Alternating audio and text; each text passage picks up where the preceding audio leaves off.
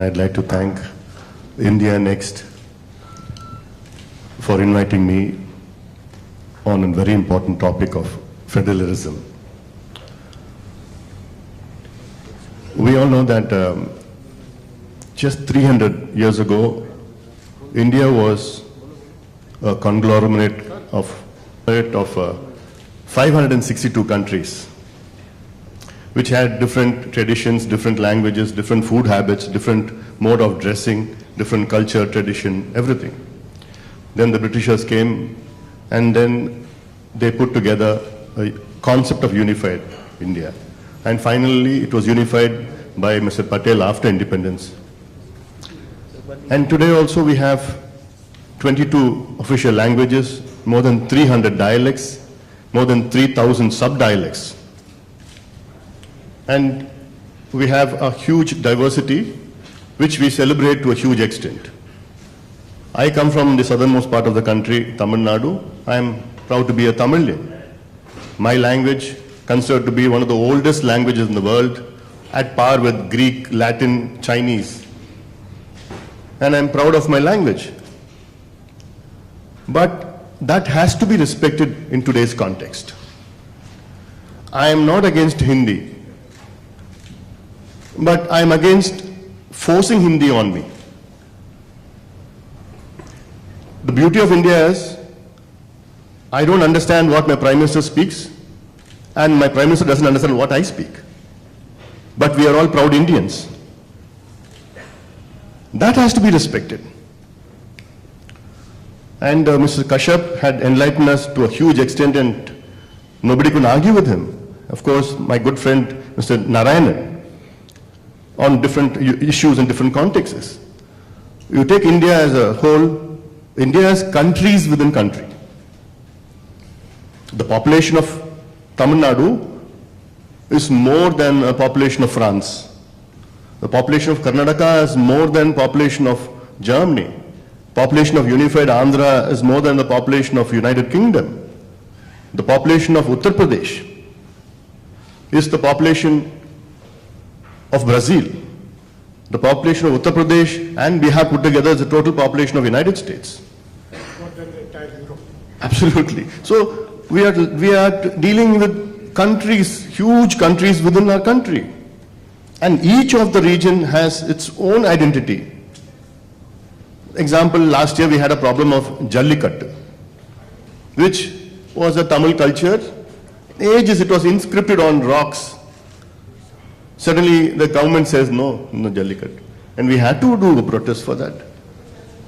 So instead of the government, the central government should respect the sentiments and its diversities. It should celebrate the diversities rather than having one nation, one concept, one language, one food habits, or these things like, and this is a federal system, structure we have. We have seen examples around the world, the successes of governments and the failures of governments as well. Instead of governments, I could call countries as well. Successes, United States is the oldest democracy in the world, 240 years, it's still going strong. Why? Because 50 states in the United States, they have their own independency. One state has capital punishment, another doesn't have. One state has research in stem cells, another state doesn't have. The federal government there takes care of defense and external affairs. The rest the states do. So that is the power imbibed there, and it is going very strong and good. Take for example Russia. The concept of a unified Russia was there for 70 years only. Why? Because they wanted all the decentralized power to Moscow. And that was the reason. And in fact, when Uzbekistan and all the other regions ceded away, Uzbekistan went to an extent of burning down a library. Why? Because they were forced to learn Russian language, which they didn't want to. Then same thing here in India. I could, from Tamil Nadu, a Tamilian, Malayali from Kerala, a Telugu from Andhra, a Kannadiga, a Marathi, a Oriya, a Bengali, a Punjabi. So this is the diversity, and we have to, Government of India has to celebrate this diversity, and that will be the participation of all the entire parts of the country. During post-independence, the subjects allotted for the center, for the state, and for the concurrent list, I could see that that itself was at fault. The beginning itself was at fault. At the time, our forefathers allotted 97 subjects governed by the central government. And then it later on went to become 100 subjects, added 3 more later on. The states had only 66. And then Mrs. Gandhi removed 5 of them, took to the concurrent list.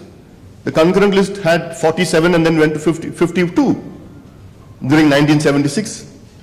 And that time we had a problem where education went from the state list to the concurrent list. Today, we are, as a state in Tamil Nadu, suffering because of NEET exam. Why do we need a NEET exam? What is the concept of an unified exam? Each state has its own policies. Each state has its own curriculum. Why should we say they have one curriculum and then one exam? What is the concept of one exam? Mr. Modi, in 2012, when he was the Chief Minister of Gujarat, fought against NEET. His reasoning was 92% of the Gujarat students are studying in the Gujarat curriculum. Why should they suffer having a common exam, going to the national curriculum that is the CBSE? Tamil Nadu, 9.5 lakh students take their 12th exam every year, out of which only 16,000 students take the exams in the central board, and the rest take the exams in the state board. And how do you expect a student who takes his exam in a state board to participate in a CBSE-oriented centralized pattern of NEET? And I don't understand, how can one exam be categorized as an eligibility cum entrance exam? If you say it's an eligibility exam, then do away with the 12th exam. Why do the students have to study 12th? Go straight to the NEET. Why torture the students again for another exam? This is what, and recently, 2 days ago, Tamil Nadu students, for writing the NEET exam, had been posted centers in Kerala and Rajasthan. Can you imagine? Rajasthan. This is the beauty of a system. How can a government school studying student go to Rajasthan, travel there, stay there, write the exam, and come back? It is atrocious. And I squarely blame the center on this. Even though the Madras High Court last week had ordered the central government that the center should be in Tamil Nadu only. But then the central government quietly went to the Supreme Court and got a stay for that. I don't know for what. This student, will he concentrate on his exam or on traveling or staying? Because of the High Court's order, these students cancel their tickets, cancel their transport, cancel their hotel booking.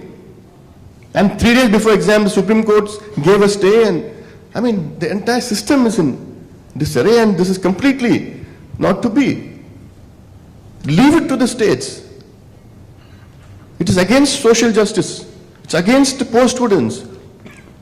It's against the center state. It's against federalism. Now we're going for a concept called a unitary election. One election. I mean, that's against the, again, it's a concept of against federalism. And like Mr. Narayanan had said, a concept of first past the post. In Tamil Nadu, one example I'll give you. Last assembly election, 22% of the votes were polled by parties other than DMK and ADMK. But how many MLAs they got? Zero.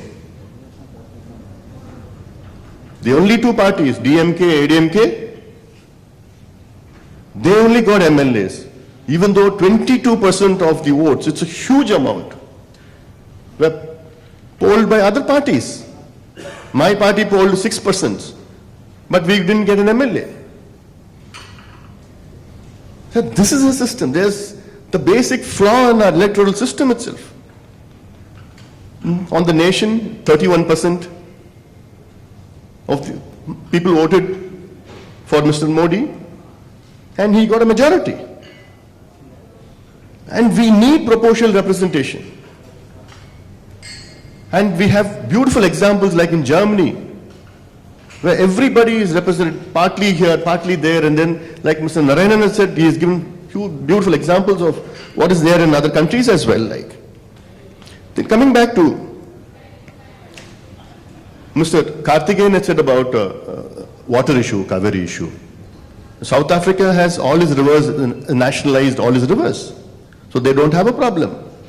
Nile River is shared by more than 5 countries without a problem. But here, one river, the problem is 150-year-old problem between Karnataka and Tamil Nadu. Rivers doesn't belong to any state. Nobody can say this is my river. Nature, it's nature's bounty, and it's had to be shared. And we have to, the lower riparian states, upper riparian state, all they have to be protected. And then after 31 years, after legal battles, Supreme Court thrice, Supreme Court saying that form the Kaveri Management Board. Thrice they said. The government of India has failed to do it. For reasons known to them, for reasons political, for reasons of Karnataka election. Do we need to suffer? Do our farmers need to suffer because of Karnataka election? Kaveri runs 300 kilometers in Karnataka, and it runs 400 kilometers, 416 kilometers in Tamil Nadu. And it more cultivation in Tamil Nadu. Then where are we? See, sometimes it pains me because this Kaveri issue and other issues happening in Tamil Nadu recently, the youngsters in Tamil Nadu, I know it is wrong, but they are wondering whether Tamil Nadu is part of India. That is the extent of the anguish happening in Tamil Nadu. And I'm represented as a member of parliament. And I talk to them and I say, what is this? What is happening? When the Supreme Court, Apex Court, thrice it is insisting the government, twice in 2016, saying to form the management board? No. Then last February 16th it said form the management board within 6 weeks? No. After 6 weeks, then central government says clarification. What clarification? I don't know. They go back to Supreme Court, and then again Supreme Court gives them time for another 1.5 months. After 1.5 months, they come again clarification. Why? They're waiting for the election in Karnataka. I mean, this is not to be. This is an issue of drinking water. This is an issue of farmers. This is not an election or political issue where political gain to be done. That is not to be. So this is where, and we have to be judgmental on this. You can't, a government can't be seen to be sided with one region or one state for its electoral gains. And when you're talking about fiscal autonomy of the states, yes, we have 15 finance commissions. The 15th Finance Commission recently has given his opinion, and this will be from 2020 to 2025, beginning. And I think it's a good thing that it from 24% to 42% of distribution of the taxes. And that is that, we are positive on that at least. But the one issue which we have to point out is the distribution of the taxes should be based on the population basis. And the population basis right from 2011 onwards. Earlier, all the Finance Commission was distributing on basis of the 1971 census. Tamil Nadu, Kerala, Karnataka and Andhra, in the last 3 decades have been doing well on population stabilization. I don't want to call it population control. I mean, control is a wrong word, negative word. That's how it's said to be. But we need to control it, seriously. Otherwise, there's no. So, Tamil Nadu today, the total fertility rate in Tamil Nadu is 1.6. The total fertility rate in Bihar is 3.4. So then, if Tamil Nadu is doing well on population stabilization, why should it be penalized? Tamil Nadu is being penalized 40,000 crores, will be penalized 40,000 crores a year. Why? Because it's been doing well on population. I mean, this is where they have to be, it had to be set right by the center. And of course, single taxation system or GST. I mean, there are a lot of countries in the world which has a unitary tax system. We've been doing well as well. Like. But then again, this also infringes on the rights of the states. There has been some modalities worked out. But I don't see it happening because come from a state of Tamil Nadu, we see the finance minister going, attending a meeting, eating samosas and then coming back. And nothing much is there. And that is what is there, and then they all join together, and then, so this is something where it has to be decentralized, and the issues of the states, the center should take it up. And when Mr. Narayanan, as also Mr. Kashyapji had said that about the third tier of system, that is the most important tier. That is where the panchayats, they are the one, everyday administration, they are the one who are close to the people. They are the one who knows the exact problem of that village, that block, that district, that region. When I was a minister, we launched a national rural health mission. And the United Nations had applauded that program, saying that it's the biggest public health program in the world. There were public health issue programs earlier to me. But then it took me 1 year to conceptualize and discuss in this. And the funds from the center went directly to the districts. We formed a district health society. We formed a hospital society at the district level, at the CHC level, and at the PHC level. So funds from Delhi went to the PHC directly. And this system succeeded. And I could proudly say that after this program was launched in 2005, 10 years, 2015, they took a survey and found that India's infant mortality rate has been reduced by 55% in 10 years. And maternal mortality rate has been reduced by 50% in 10 years. Why this program?